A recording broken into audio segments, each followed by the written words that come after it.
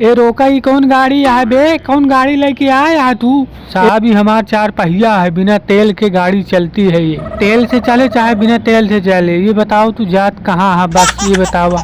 साहब हम कहूँ ना जाते हैं, काजल रानी का प्रपोज करें आए रहे, नई गड़िया लाए रहे तो हम सोचे कि चली काजल रानी का प्रपोज कर दे।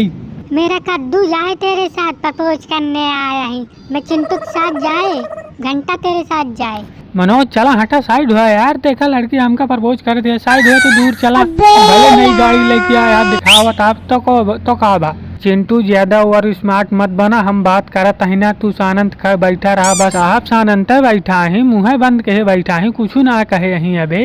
हाँ सानंद बैठा नहीं, गड़िया उड़िया लेके तोहर थाना में फेंकवा दे, टहल पटाई तोहार। चिंटू ये बताओ चला कहाँ से ना आए तू?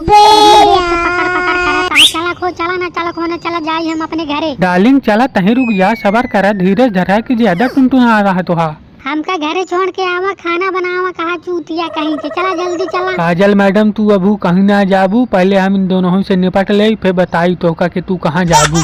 तू कौन होता है बे हमका रोकने वाला? पुलिस साहब पुलिस की तरह रहा, हमार माथा दिन चाटा ने तेल दे।